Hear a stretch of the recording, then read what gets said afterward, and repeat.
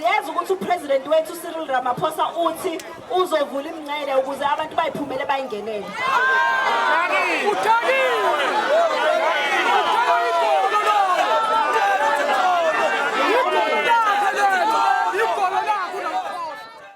Anti-illegal immigration protesters confronted a line of police officers outside the Ngobese-Zuma International Convention Center, where Southern African development community leaders were meeting for the bloc's 46th Ordinary Summit.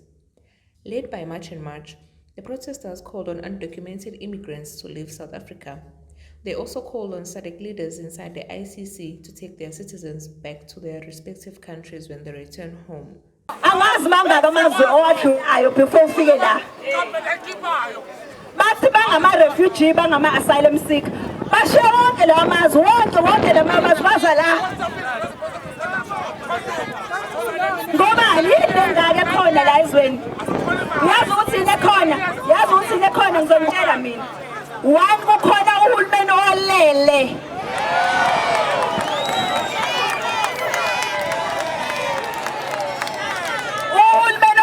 abantu bakhe uhulumeni onabantu bathi bakhiphe ehlupheni wamabhunu basifaka ehlupheni wabantu bangaphandle.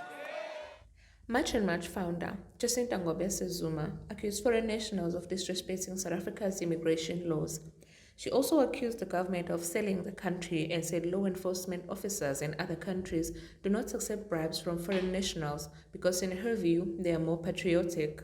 Thina masemazweni angaphandle mina ngiyahamba kamandla amazwe angaphandle mawuhamba awuhlukani nepassport yakho ihlala la ngoba iphoyisa ngathi hlangana nawe lapha likubophe phakathi futhi alikho iphoyisa lozathatha idrink yokuthi wena uyi-foreign ngoba bayalithanda izwe labo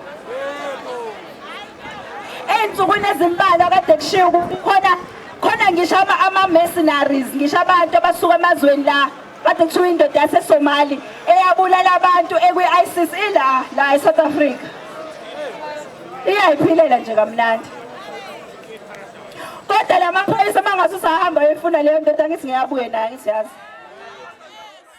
Inside the ICC, Zimbabwe handed over the chairship of SADC to South Africa, with President Cyril Ramaphosa taking over as chair for 2026-2027. Ramaphosa said addressing migration required regional cooperation and highlighted areas including agriculture, healthcare, trade, infrastructure, and the digital economy as part of efforts to create opportunities and address the factors driving migration. We must invest boldly in regional infrastructure.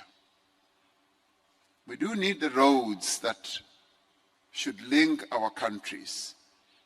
We need the efficient railways that should carry the minerals and manufactured goods and modern ports that should connect Southern Africa to continental and global markets.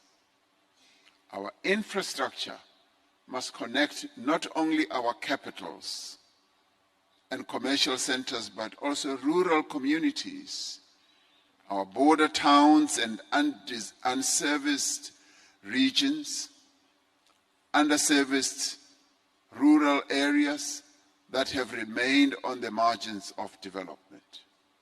And thirdly, we must strengthen our energy, water, and digital security.